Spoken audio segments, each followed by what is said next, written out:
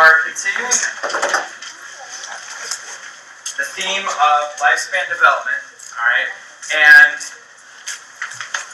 think of what we looked at last class, some of the stages of prenatal development, some of the stages of childhood development, that kind of thing.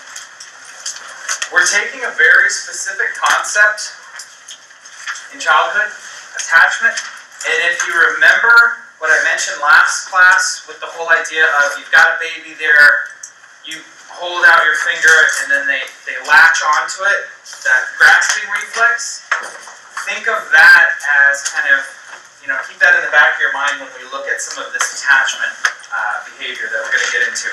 So, with attachment, another thing is basically think of our social psychology topics. Think of all the stuff that we talked about fitting into a group. So let's say that this is you, and you have a social group. You've seen me draw these types of diagrams before. They're not the best, but they'll work. So this is everyone in your social group.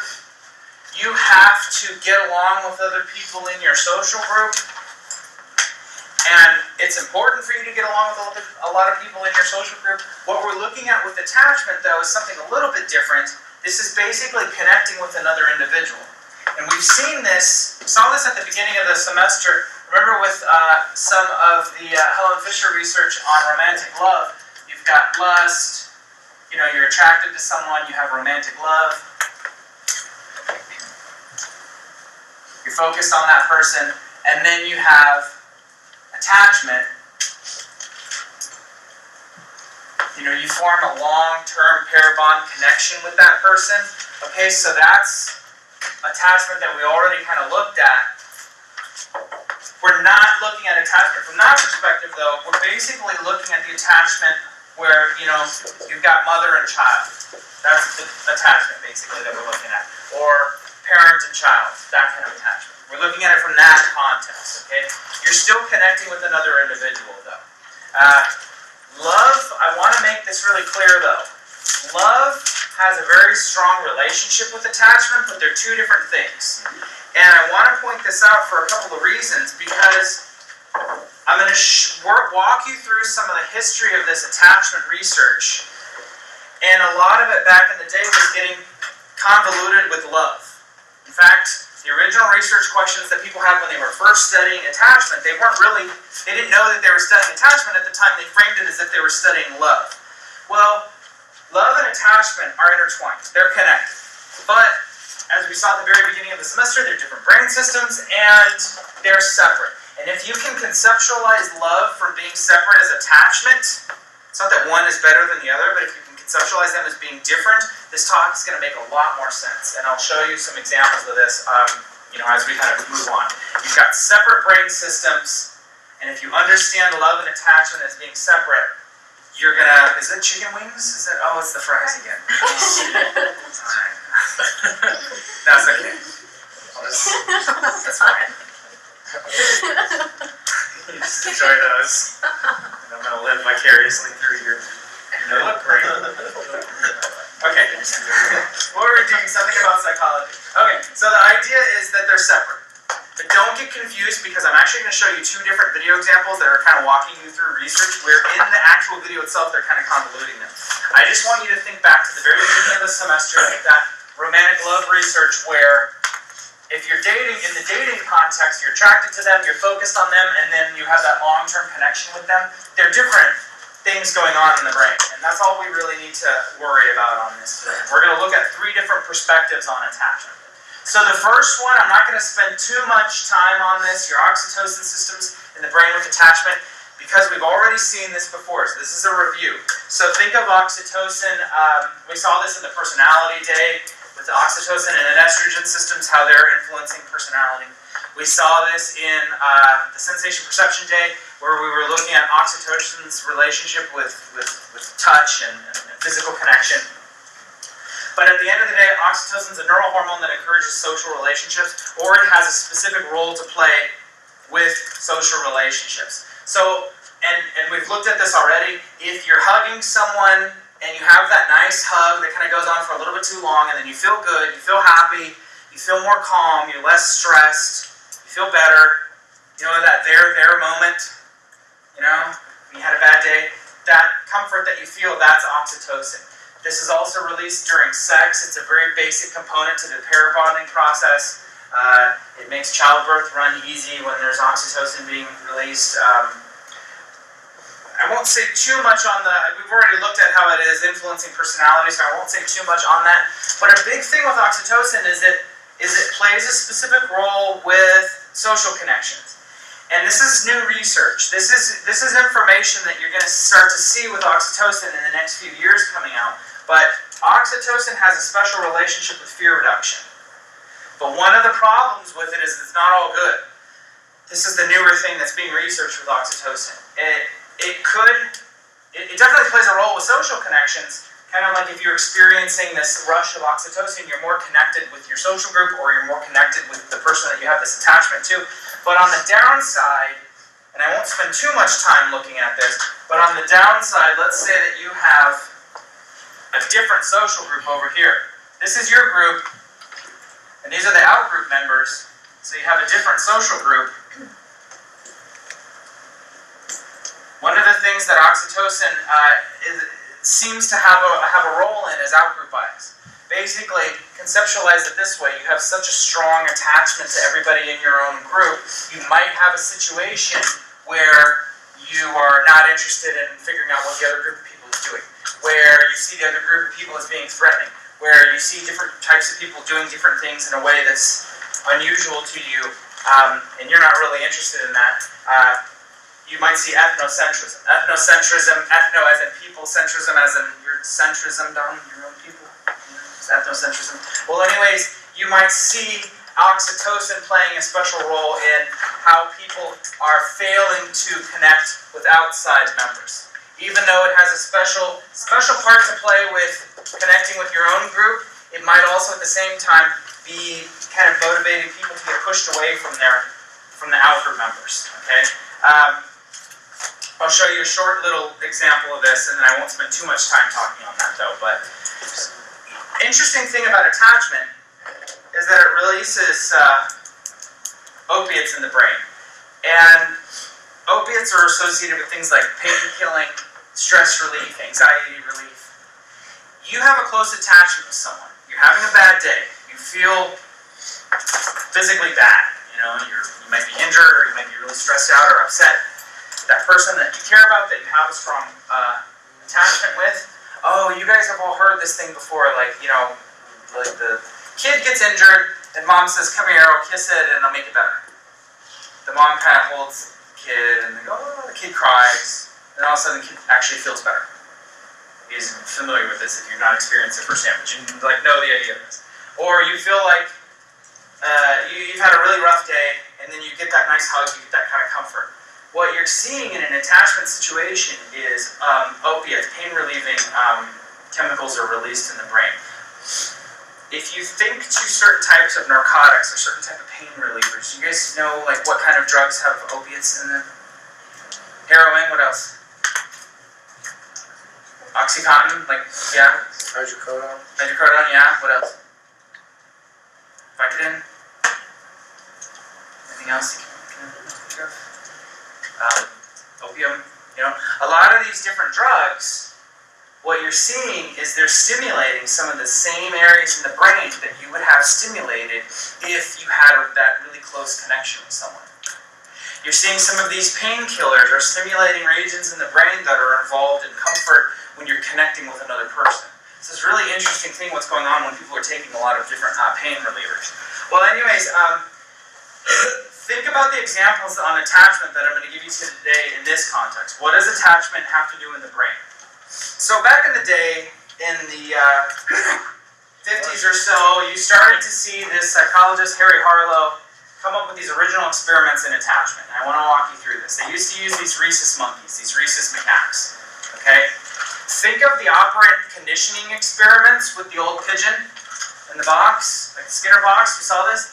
But basically with an animal that's more closely related to us. I mentioned these rhesus monkeys, these rhesus macaques, they can recognize themselves in a mirror, they'll pass that dot test. So these guys are pretty sharp as primates go. I mean, they're a lot more closely related to us than this pigeon would have been. You guys remember the basic idea of the operant conditioning in the Skinner box? You take step 1, take a pigeon. Step 2, starve the pigeon. Step 3, stick it in the box. And then you want it to do whatever. You want it to do XYZ behavior. So what do you have to do? You wait until the pigeon's in the box. Okay, here's the pigeon, or banana with legs. I never really took the time to draw a pigeon better. I guess, whatever. Okay, so you want the pigeon to do XYZ behavior, whatever it is. Peck on a disc, or hop on one leg, play ping pong, whatever it is that you want the pigeon to do. What do you have to do? Yeah, but first you have to wait until what? Wait until the pigeon actually does the thing that you want, and then, what you just said. In England. Well, yeah, you get a reinforcement. So basically the bird does the behavior that you want, and then you get some sort of little food tablet or something like that, right? That's the idea. Operant conditioning, we saw all this before. Back in the day, this was the predominant explanation for how most behavior worked. Back in the 50s, operant conditioning, that was it. I mean, that was, especially in the US. Outside of the US, it wasn't as popular. But in the US, I mean, this was a big deal. The whole idea was, how does this behavior work? Well, you have to, basically the pigeon does the behavior because it's reinforced by something in the environment. Now, actually I'm going too fast. There was this idea with attachment. And they weren't really talking about it in the context of attachment. They were talking about it in the context of love. And the idea was, why does a baby love its mother? I didn't really draw a baby, I drew like a child. Why does the baby love its mother? Okay? And the explanation back in the day was operant conditioning. The idea was, probably the mother feeds the kid, right? The mother feeds the baby. What does that look like? Looks like the same shenanigan going on with the pigeons, you know? And then so the baby or the kid, they love the mother because the mother is the one that's feeding them. So this was operant conditioning. This was the idea, and this was really the most predominant kind of concept. You don't really need to build a relationship with the kid. All you need to do is make sure that you're feeding them and feed them on a set schedule. Throw in your classical conditioning, which we already saw. Well, there's a problem with that, and the problem is that that's not really the correct explanation. Can operant conditioning explain attachment? It doesn't. Operant conditioning doesn't really have anything to do with attachment in the way that they thought it did back in the 50s. I'm going to show you a short little video example of the original research. You had this Harry Harlow, and he was working with these monkeys, and he came up with some really interesting experimental designs to kind of prove his point here. Basically, if you're trying to figure out where does a baby's love for its mother come from, that's a big question. That's not a yes or no type question. Do you know what I mean? Take note of one of the things that Harlow says in this clip that's actually really important in science.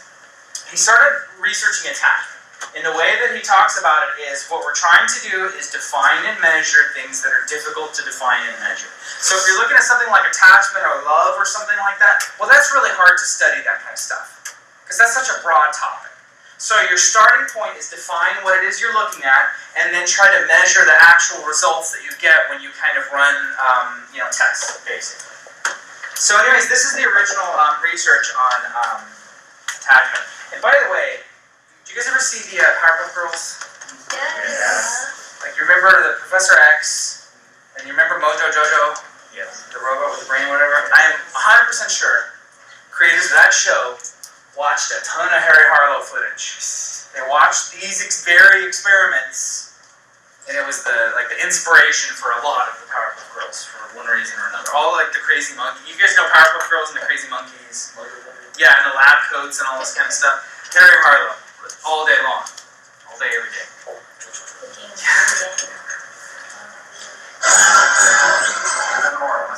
Separated from his mother since the day of his birth.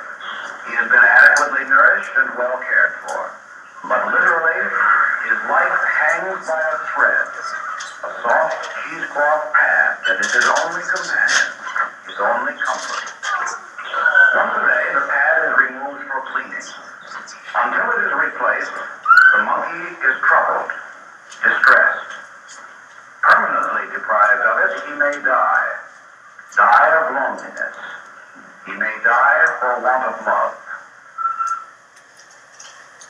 This is the primate laboratory at the University of Wisconsin in Madison. More than most animals, the rhesus monkey is like a human infant. At birth, this little fellow has the brain and the nervous system of a 5-month-old human baby. In some ways, the monkey is farther advanced. He can walk and he can use his hands. In this laboratory, there are approximately 120 rhesus monkeys, the subject of a study that wants to know the answer to the question, what is an infant's love for its mother? The man in charge is a psychologist, Dr. Harry F. Harlow, a past president of the American Psychological Association. Well, now, that's a change for the better. He reminds me of a baby that's been given back his favorite blanket or toy. Exactly. And this simple, basic reaction made us believe that we could define and measure what had previously been undefinable and unmeasurable, the baby's love for its mother. Some people believe that this is built upon nurture.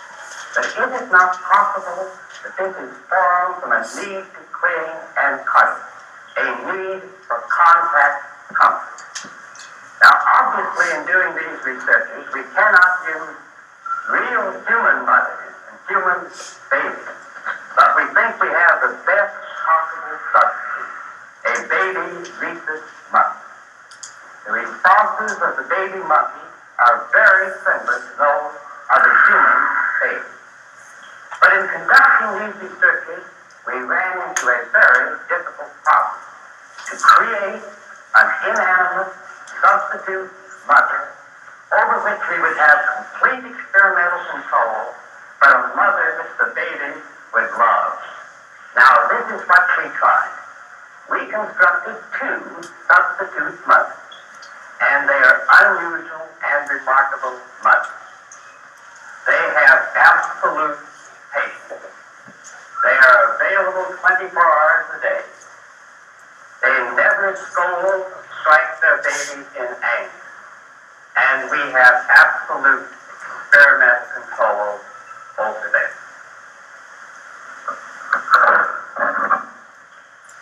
Now, this is the wire mother.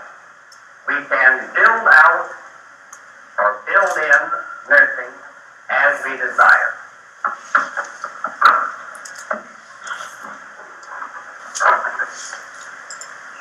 This is a cloth mother. It is only a wire mother with a cloth cover. We deliberately made the faces different. This has nothing to do with the present experiment. Frankly, Doctor, if it comes to a choice between wire and cloth, it's reasonable to expect that any child will go to the cloth. It's a matter of creature comfort, like a baby with its blanket. But is this really love? Well, what do you mean by saying that a baby loves its mother? Certainly one thing we mean is that it gets a great feeling of security in the presence of the mother.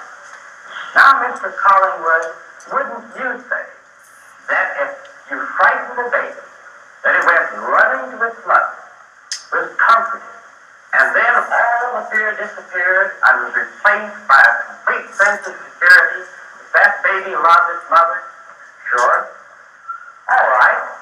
Then let's see how a baby monkey responds under these kinds of circumstances to its mother in our laboratory. Let's find out how deep and abiding this feeling of affection of the baby for its cloth mother really is. Now, in this experiment, this is the apparatus we use.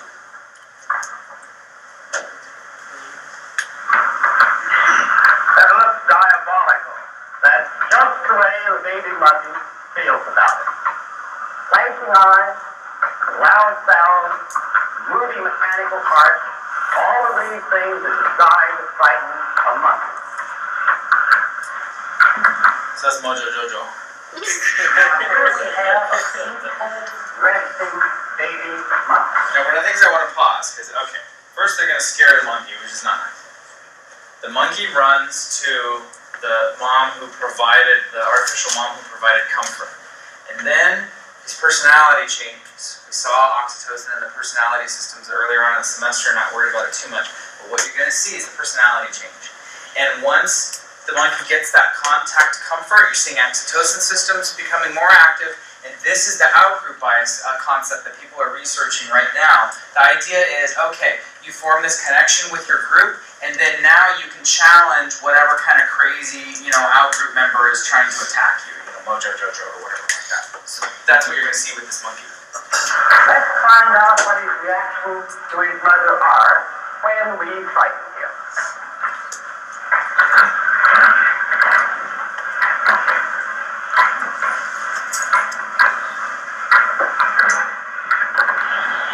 He's scared, all right, and he does what any child will do in a similar situation.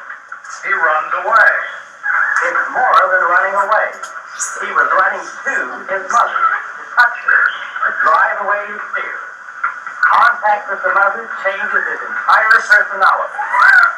Look, now he's actually threatening the diabolical object. All right. This gives us part of the picture of the strength of infantile love. And it tells us something about the importance of love in the development of the child's personality. But one type test doesn't make it serious. The open field test room. This is the most effective test that we have, and it was developed by Dr. Robert Zimmerman. Yeah, that's Professor X. Let's watch him run his experiment. This is a 6-foot square room with a few toys and other objects. But to the monkey, it's much more menacing. We know that when our own children are taken to a strange place without their mothers, they are often overwhelmed with fear. This room is just such a new and strange environment for the baby monkey. No mother is in there. Now, let's put a monkey into the room.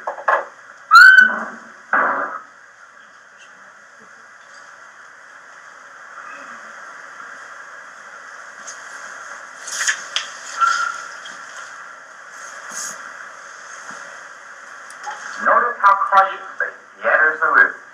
He's searching for comfort, but nothing relieves his disturbance.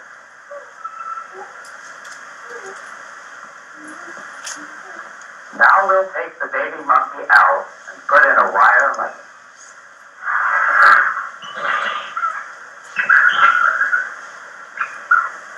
Now, this one was nursed by a wire mother. That's right, all his life. She doesn't seem to help much.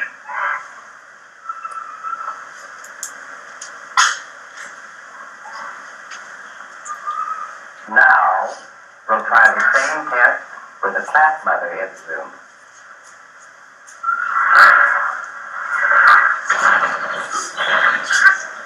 You see the contrast in the behavior? Despite the fact that the wire mother nursed him, she could offer this infant nothing in the way of affection or security. But here the monkey, by rubbing against the cloth mother, as if he was seeking as much contact comfort as he could get, builds up his reservoir of affection and security. First his body relaxes as the fear disappears. But above and beyond this, new positive response patterns appear. He now goes out to explore and investigate this new, strange world.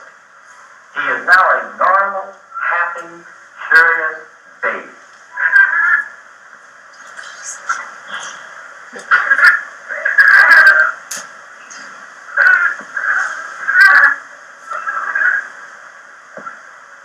Now, suppose that in addition to an environment that is merely strange, we produce one that's really frightening. The first thing the monkey sees when he enters is this fear stimulus.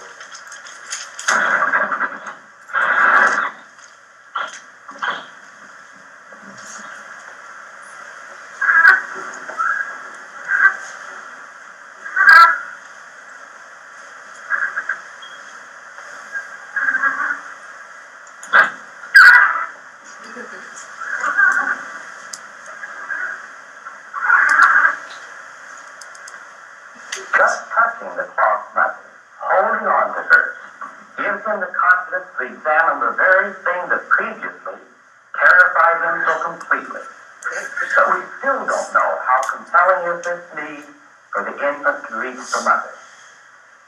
So let's have a plexiglass barrier put beside the fear stimulus between the mother and another baby, to make it as difficult as possible for the mother.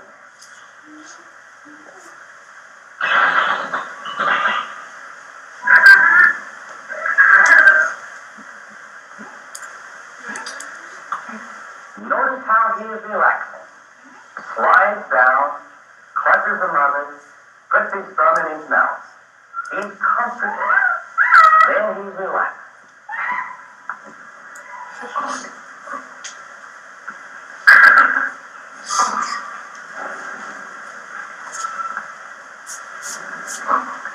There can be no question now that this monkey loves its mother, nor that love is crucial to the development of security. Security does more than make the monkey confident. It emboldens him. It is as if he knew that his mother would protect and safeguard him, that if necessary, she would give up her own life to save his. Little enough to ask from the inanimate mother. It seems to me she's doing better than some live mothers. Oh. Alright, so at the end of that clip, you saw this this basic experiment, this strange situation experiment, where basically you have this room, and kind of like there was the big bug, and there are all these odd little things in here. You still use this room today for child therapy. In a therapy context, let's say that you had a really little kid who was having some sort of issue. They were having some sort of behavioral problem, or they were having, I don't know, whatever kind of issue that they're having. One of your first starting points in therapy to kind of tackle some of these issues, or at least address them, is to figure out what's going on in terms of attachment. So you'll have this room, and there might be some toys, or there's some, different kinds of things going on, like little dolls or trucks or whatever it is that the kid would want to play with. There'll be some sort of other researcher there usually, and mom comes into the room with the kid. Alright, let's say it's just a little toddler type kid, 3-year-old, 4-year-old, something like that. Okay? The kid kind of goes off and starts playing with the other stuff, or the kid starts playing and interacting with the other researcher that's in the room, and then mom leaves when the kid's distracted. When the kid isn't looking, mom leaves. What does the kid do once the kid realizes mom's gone? Yeah, freaks out, panics, what else? Starts crying. Yeah, now that's not the experiment. It's actually really easy to get kids to cry. You don't need like a research grant to do that. It's super easy to get kids to cry. You don't need to take my word for it. Okay, the actual experiment, the interesting part is what happens, okay, the mom's gone, but what happens when she comes back? Now what's the kid gonna do probably when mom comes back? Run straight to her. Run straight to her, what else? Yeah, hug her, cling, physical contact, all the attachment stuff. What else? What's the kid's mood probably gonna do? The kid was crying, the kid was upset, now what? The kid should calm down. The mom being back, you should see all of the stress relief, all the anxiety relief, pain relief, all that kind of stuff. The kid's gonna calm down. If you got a situation where mom comes back and the kid is like, mom's holding the kid, mom's comforting the kid, and the kid does not calm down, then you might want to start talking with mom about the attachment situation. Now, it could be a lot of different things. It could be maybe the kid has some of the traits on autism spectrum, so the kid doesn't like physical contact or something like that. It could be all sorts of things. It could be that the kid has, the kid and the mom, they have an irregular attachment schedule. Like maybe some days the kid is upset and gets calmed down by the mom, and then some days the kid's upset and she lets him just cry for 8 hours. The kid can't figure out what the pattern is. Some days the kid kind of does something and then he gets spanked and punished and smacked for doing the thing, and then other days he does the same thing and then he gets rewarded for it or something. So the kid doesn't know what to expect from the mom or something like that. So there's some odd attachment issues. Kid doesn't calm down, that gives you something to work with. You know that you got to start talking about some of the attachment stuff from then on out. So it's a starting point in therapy when you're working with little ones.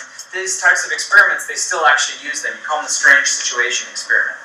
And the idea with Harlow's research, the thing that was really interesting is you have like the two artificial moms. One of them had the cloth on it and it was more comfortable, and then the other one had, you know, basically the wire. But which one of these, they were the artificial mom that the monkey responded to, which one was the one that was feeding the monkey? The wire. Yeah, the wire one had that little bottle implanted in, and then it could feed the monkey that way. And when the monkey was upset, which one did the monkey run to? Yeah, the monkey still ran to the cloth one. So what you saw at Harlow's work is it was one of the first times when you could really kind of blow the whistle on operant conditioning and say, guys, you probably can't use this to explain everything. It's applicable in certain situations, but it's not a catch-all explanation for everything like love and attachment or something like that.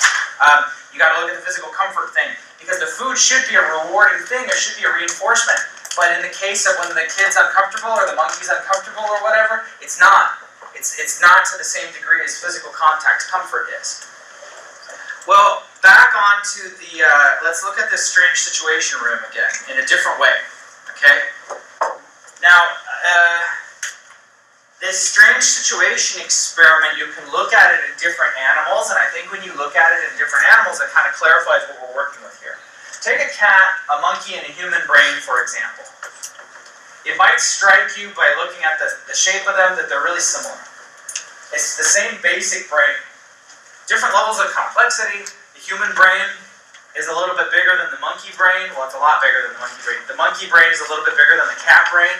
But they're all mammals, and they all have some of the same, I mean, they even have the same basic shape. You know, you got it more or less about the same basic brain. But here's the interesting thing. If you take this strange situation room and you run different animals in that same experiment, you get different results. If you compared a cat to a human, like a human baby, or you compared a cat to a dog or a monkey, you get some interesting results in this kind of situation. Now, one of the big things with attachment that we saw already is that it has to do with physical safety. And I would encourage you to have that in your note. Attachment has more to do with physical safety and comfort than it does with love. Physical safety, comfort, anxiety, pain reduction, pain reduction, that's more of attachment than it is love. Love is its own thing. Love is its own thing. Attachment is more with the physical safety stuff. And I'm going to show you a couple of experiments that kind of give evidence to demonstrate this in a little bit more detail. Here's the idea.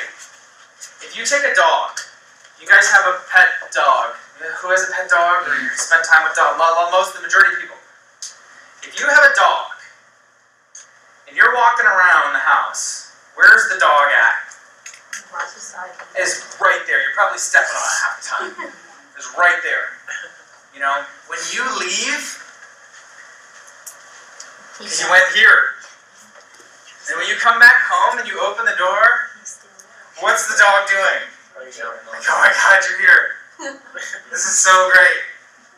The tail wagging, you know? Maybe I shouldn't have done that. But anyway, like the idea is, you walk through the door, that dog is happy to see you. Now, who has cats, or you're familiar with cats?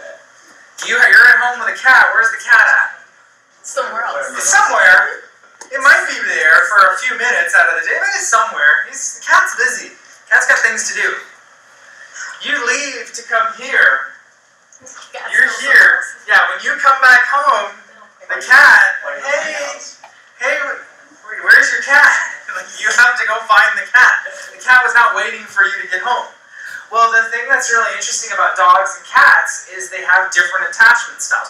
If you take a human baby or the monkey, like with Harlow's monkeys, and you take a dog and you run them through these strange situation experiments, you get the same thing.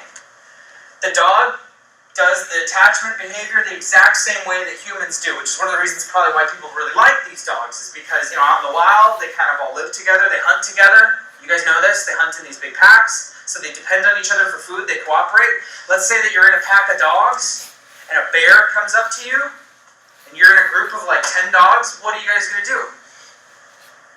You team up, and you bark, and you scare off the bear, right? You know? Hopefully. I mean, what if you're just crazy, half-starved, deranged dogs, and you're just really, like badass? You would team up and chase off the bear, or you bark at the bear. The bear isn't going to try to fight like 10 dogs. It won't work.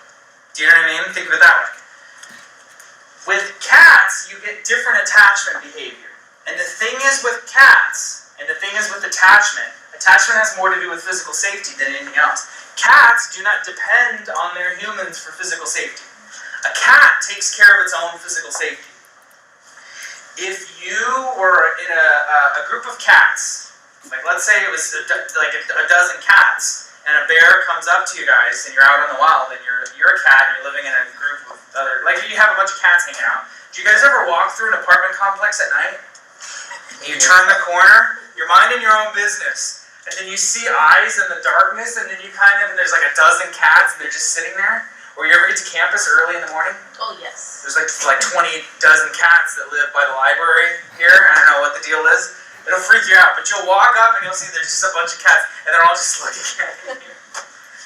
But if there is a big predator, what are the cats going to do?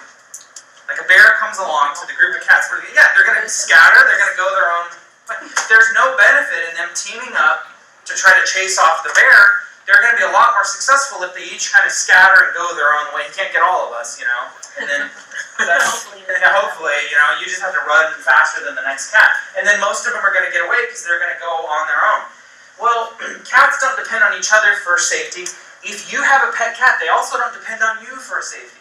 Those of you guys who are familiar with cats, here's a situation that you already know.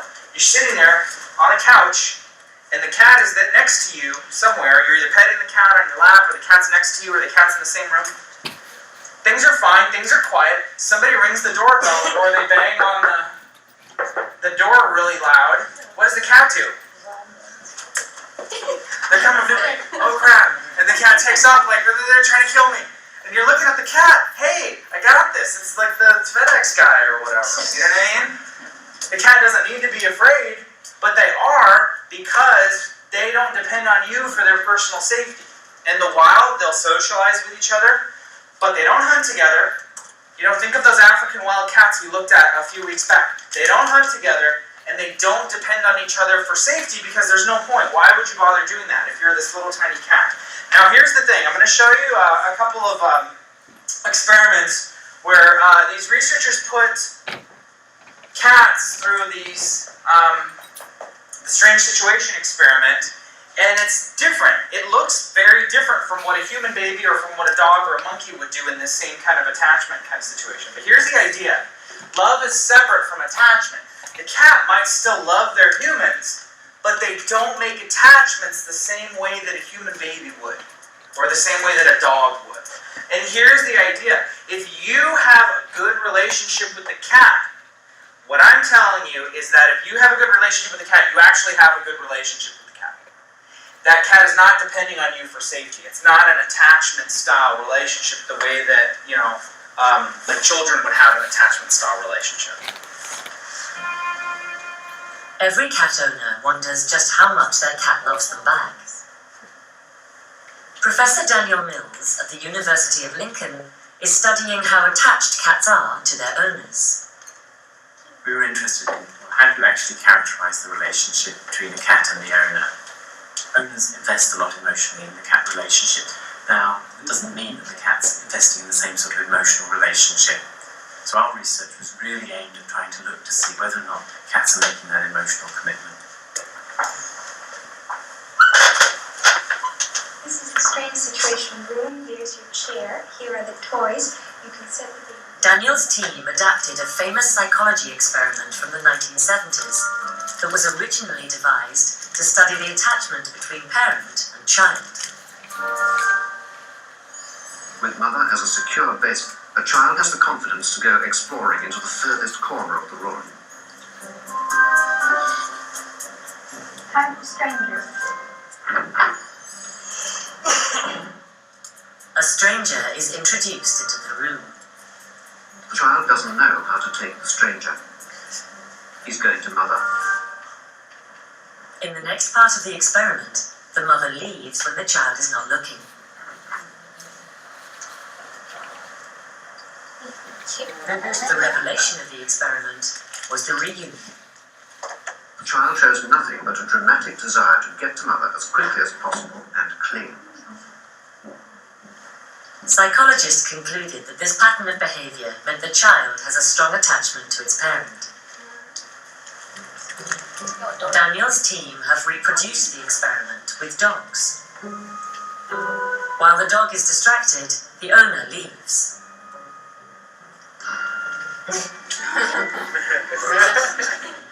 This Labrador cannot bear to part from his owner.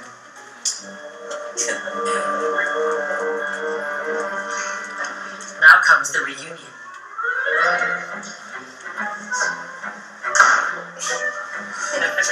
It's just as enthusiastic as the one between the child and his mother. In the case of dogs and in the case of children, the attachment actually means that they see the individual as a source of comfort, something that provides joy, and also a source of safety. Daniel and his team then tried out the experiment with cats. They're about to find out how attached this cat is to her owner. So, the cat's been let out of the basket. The owner and the stranger have asked just to ignore the cat. If the cat has this secure attachment in the same way as children and dogs do, then actually the cat would tend to use the owner as a point of reference to explore the environment. The way it would keep coming back.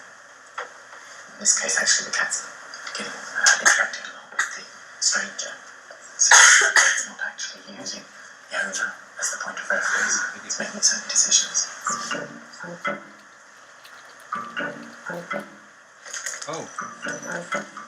The owner leaves when the cat is distracted.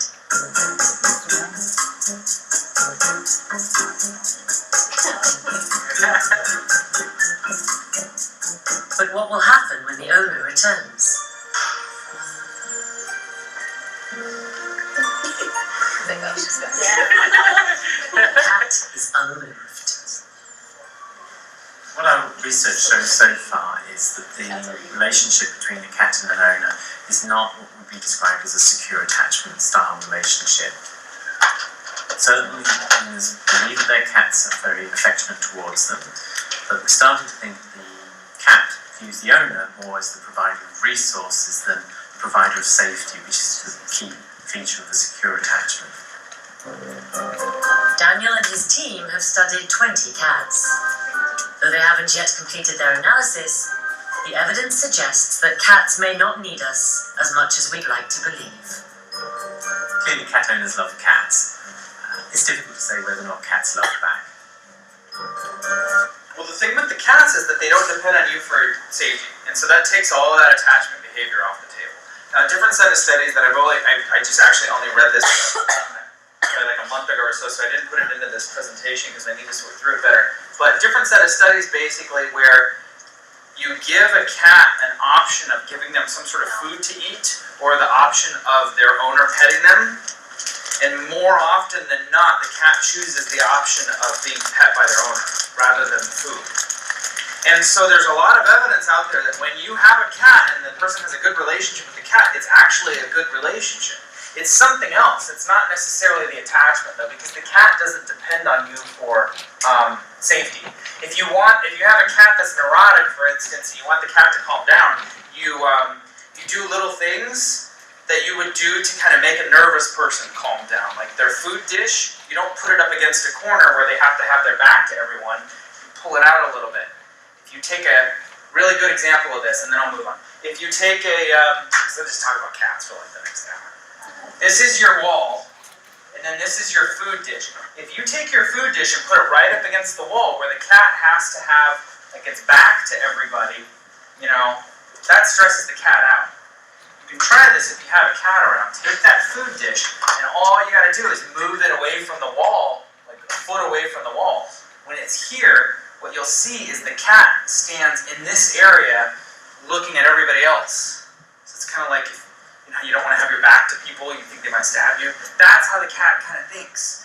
They're really taking care of their own safety, everything that they do. So if you make their environment so that they don't have to worry about a lot of these different things, you'll have a more relaxed cat at the end of the day. Anyway, let's move on. Let's take this attachment concept to something different. Let's talk about childcare and behavior problems. Let's say that you're dealing with a kid who has behavior problems. Well, your attachment stuff should be really your first stop. Let's say that you've got, whether it's your own kid or you're working with kids or you got family members or anybody you're around, you got children that are getting in trouble for behaving badly, okay? Whatever the situation is. If you want to get at why the kids behave badly, well, that's complicated. It's a complex question to ask. There's not going to be a super simple question. Yeah, that's over. Okay, there's not going to be a good, simple answer for that. But think of the attachment stuff. The biggest points of attachment are security, comfort, safety, you know? If you've got a situation where there's a kid who's behaving badly, the kid is having a lot of problems. Now, this isn't really going to work too well for adolescents and teenage years and stuff. We'll talk about that next week. But you've got a younger child. They're behaving badly. You're going to have, if you're going to get to the problem behaviors, you're going to want to get the attachment and safety stuff out of the way. The attachment stuff is your starting point, which is why in a therapy situation to this day, you're still going to see people use some sort of variant of this strange situation experiment because you want to try to figure out how the attachment between mom and child is.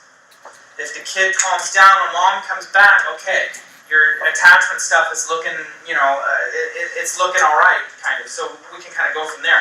But you want to get the attachment and safety stuff out of the way.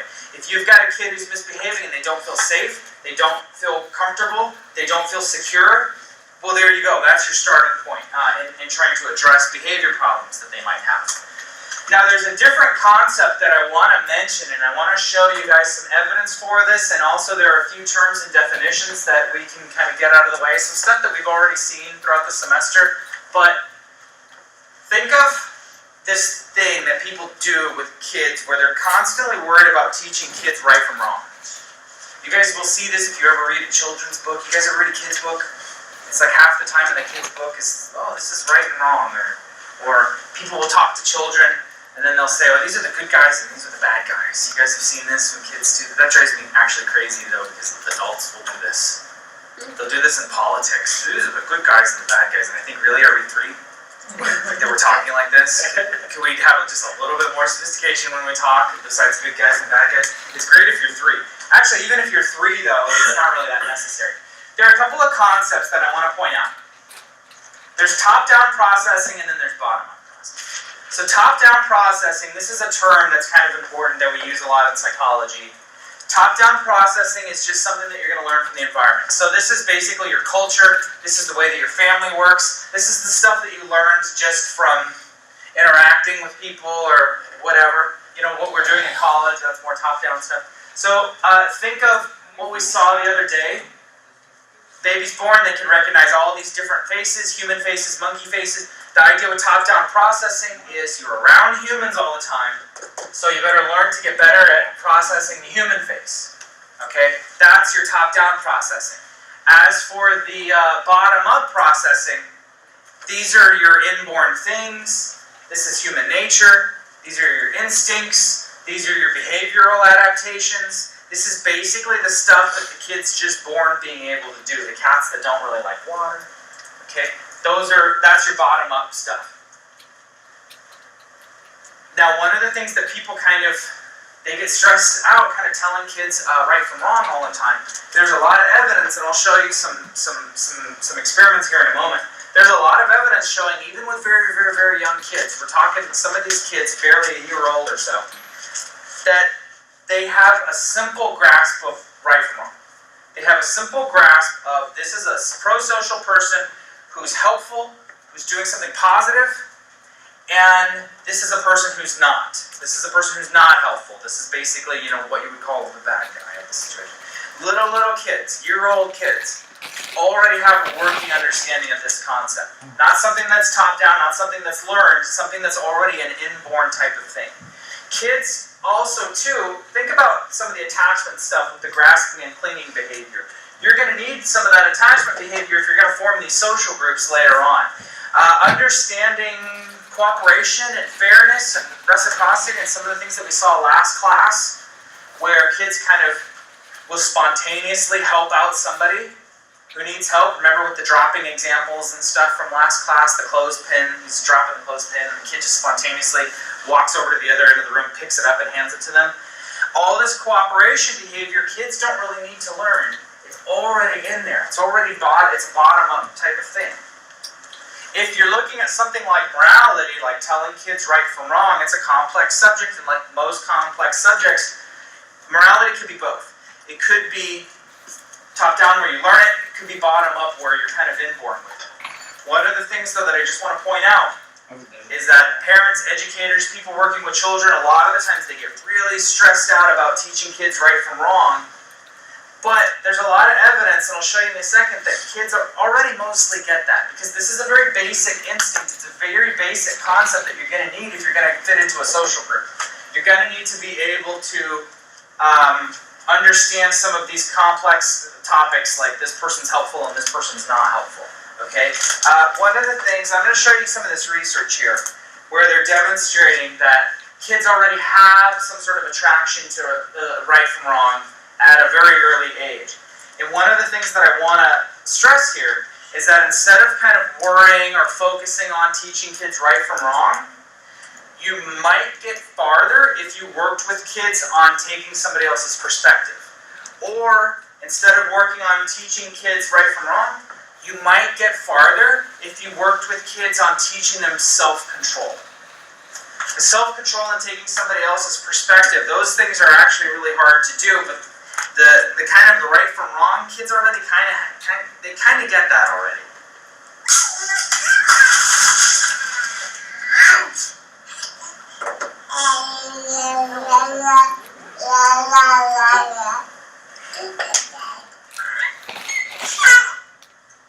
Is a human baby a purely amoral creature? Just a blank slate who learns from society to respond with compassion to suffering and with outrage, unfairness, and injustice? Or is it possible that a baby understands right from wrong at the very start of his or her life? There's a growing body of scientific evidence to support the idea that perhaps some sense of good and evil is bred in the bone. I am Paul Bloom, a psychology professor at Yale University, and I'm part of a team exploring the moral life of babies. We're here at Yale University's Infant Cognition Center. This center researches what infants know about their physical worlds and their social worlds, and has been doing so for about the last 10 years. So my work here as a graduate student is what infants understand about people as good people and bad people. Whether a young infant, before they're being taught about these kinds of concepts, could make distinctions like these. All right, so I'll have you sit right here with her, and then just scoot her all the way up to the front of the table there. We run puppet shows in the lab. Do something fun now, okay? They are either hand puppets or little wooden shapes in which one character plays the role of the good guy and another character plays the role of the bad guy. One puppet tries but fails to get to the top of the hill, sort of struggling and falling back down. On alternating trials, we show infants one character who comes and bumps the climbing character up the hill, and down goes the curtain. If you're ready, up goes the curtain.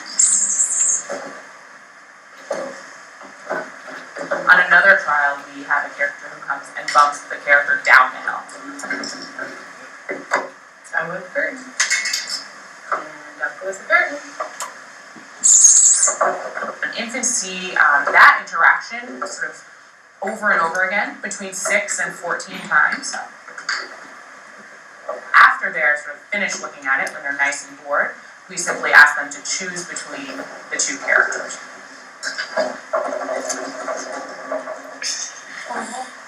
All right, great. So we are all done with that part.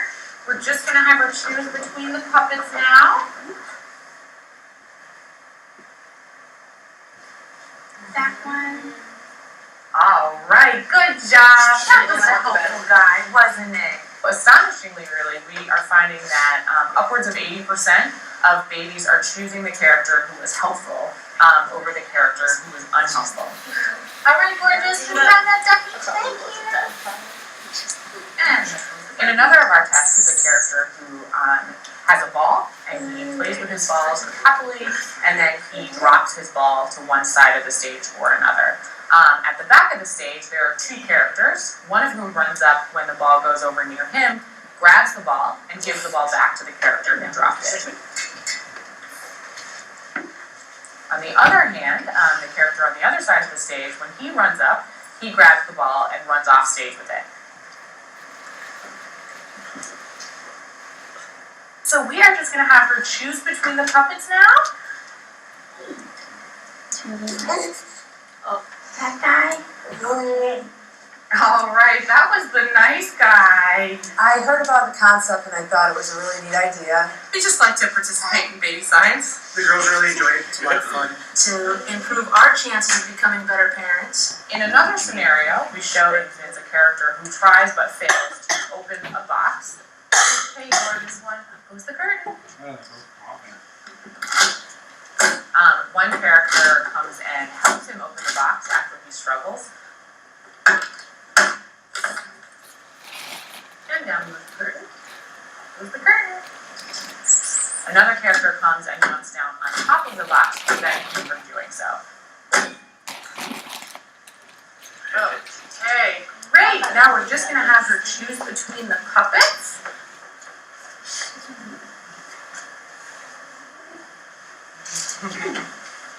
So parents often ask us what it might mean that their baby seems to tell the difference between a nice guy and a mean guy. That's the only question we really have is, how does my baby do? And one of the things I think it means is that we spend a lot of time worrying about teaching children the difference between good guys and bad guys in the world, good things and bad things.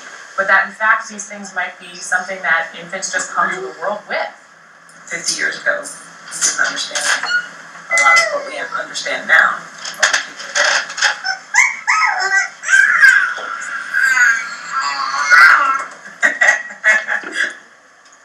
So, well, you can be in 2-bedroom mood, baby's ladder.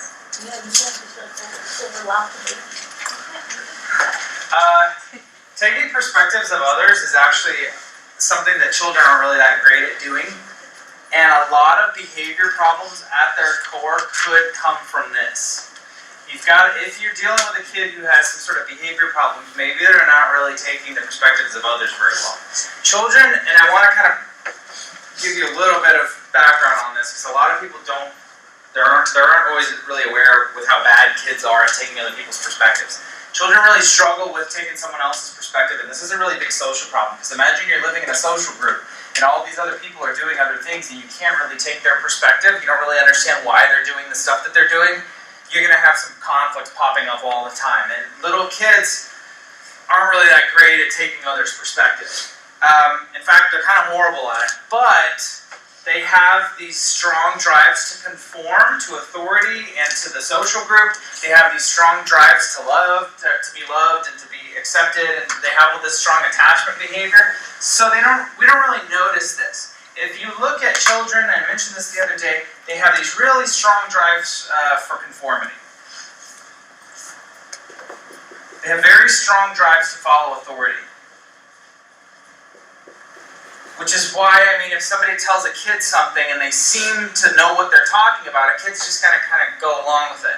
Like the whole tooth fairy thing. You tell a kid, hey, your tooth fell out, you stick it under your pillow or in a glass or whatever. And you get some money for it. How does that work? Well, you see, there's a fairy that comes in to your room at night. And the fairy is going to take the tooth. And they're going to leave you some money. And then the little kid is looking at this and they're like, what? Tell me more. How many teeth? How many times can I do this? Is there some sort of limit or something like that? Well, you can tell a kid all sorts of crazy stuff and they'll believe it if you have some sort of authority figure. When I was a kid, my sister did a sting operation on the tooth fairy. I was probably like 8 or 9, and she set up a trap. The tooth fairy, she told me, don't put your tooth, we would put it in a little cup, not under the pillow, but she said, don't put it in there. And she put a little rock in there instead. And I thought, I don't know, this doesn't seem like a good idea. Very good. Yeah, she's just trying to see if she could catch my parents being the tooth fairy. But wait, I hope I didn't say too much. Well, anyways, kids have these strong drives to conform to everybody else in the group. They have these drives to follow authority. They have all these attachment behaviors. all of this attachment stuff. And they have this drive to cooperate, they have this drive to kind of, join groups, and they're really actually social. And because kids have all these pro-social behaviors, we don't really notice how bad they are at taking other people's perspectives. This gets better as they grow up, because what you have with this perspective taking is you have this prefrontal cortex, your frontal lobes of the brain. If you've got your brain here, we're looking at these frontal lobes. This is going to be one of the big themes of our talk next week, that prefrontal cortex, when we come back on Tuesday. Well, when you see this prefrontal cortex grow and develop in a person, one of the things that you're able to see is this person can take other people's perspectives a little bit easier. Now, here's an example of this. That's a big thing that prefrontal cortex does. Here's an example of this that you can try if you have a kid lying around. There's a thought experiment that you can do with a kid, okay? You need take a box of crayons. You guys know these ones with the yellow Crayola type, and just make sure it doesn't have a window in the box or something. You take the box of crayons and you dump it out. And then you go out into the yard and you fill it up with rocks or dirt or whatever you have lying around in the yard, grass, whatever you got, leaves. Fill it up with some junk from the yard, okay? And then you go take this box of crayons and you go stick it into a drawer somewhere. And then you bring the kid over and you say, hey, there's something in that drawer. You can take a look. And then the kid goes over and they open the drawer. It's a box of crayons. And then they open it up. And it's like full of rocks or whatever. And then their face is going to be like, this works better if you didn't dump out their crayons. You went and got your own crayons.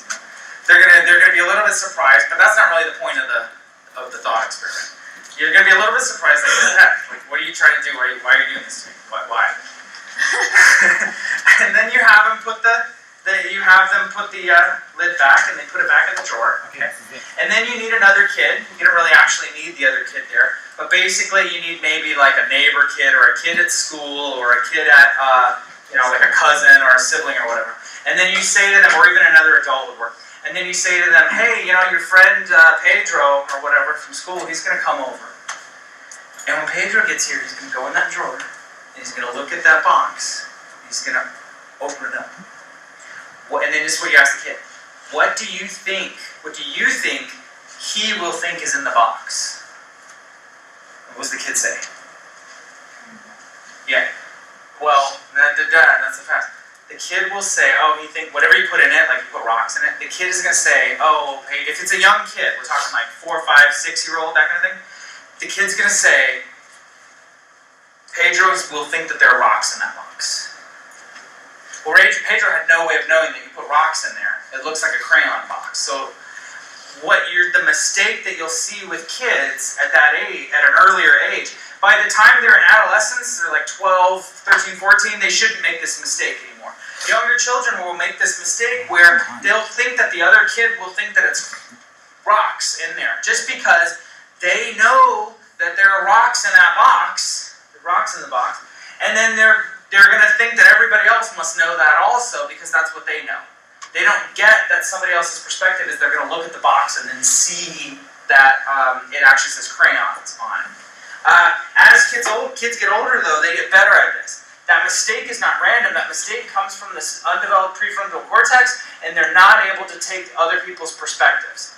Now, there are tons of studies on this, but there are classic studies from psychology.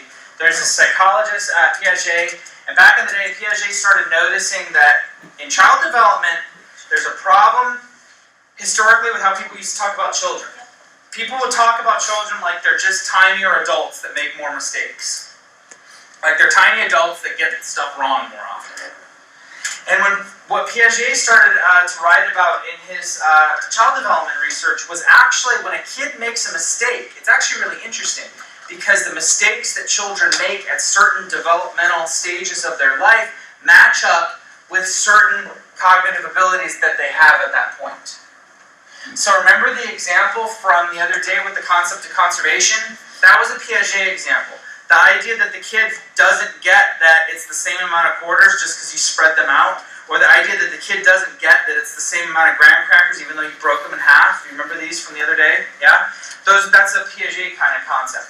As the kid gets older, they won't make those mistakes as much anymore. And it's because their brain is growing, they're developing, and they're gaining new abilities. Now I want to show you a couple examples of this perspective taking. And make sure if you're taking notes that you're gonna need this in your notes, because this is gonna be one of the underlying themes when we start talking about adolescence when we come back on Tuesday. You gotta look, if you want to understand the problems in adolescence, you gotta understand this concept of perspective taking. Here's a little clip of a really common Piaget experiment in perspective taking. They take a young kid and they ask him to basically take somebody else's perspective, and the kid doesn't really do that well at it. And then they swap the kid out. They give you an older kid, and all of a sudden the older kid does a lot better at the task. Can you tell me what you see when you look at that from where you're sitting? What are some of the things that you see? A cat. A cat. And a tree and a barn. Okay, now we're going to do the same thing. Can you tell me what you see when you look at it from that stool? An owl. An owl? And a hen. What is that? A goat. A goat? Okay, is there anything else you see? Yeah, right there. Right there, what is that? A tree. A tree. And that's another little tree. Another little tree? And can you tell me what I see when I look at this from where I'm sitting right here? An owl. Okay. And a goat. Mm-hmm. And a little tree. And that.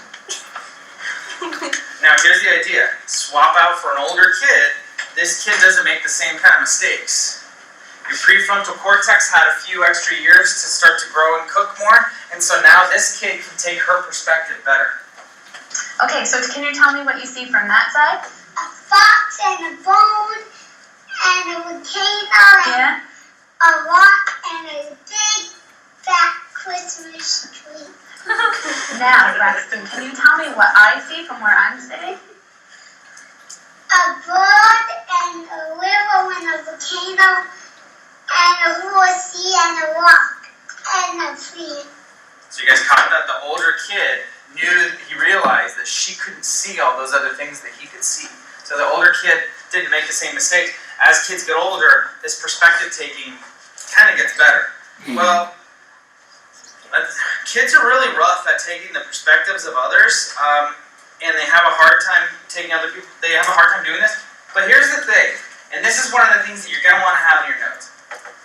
Kids have a hard time taking other people's perspective. But you don't notice this. You don't notice how bad they really are at this because their attachment behavior is so strong. All of these things, their conformity is so strong.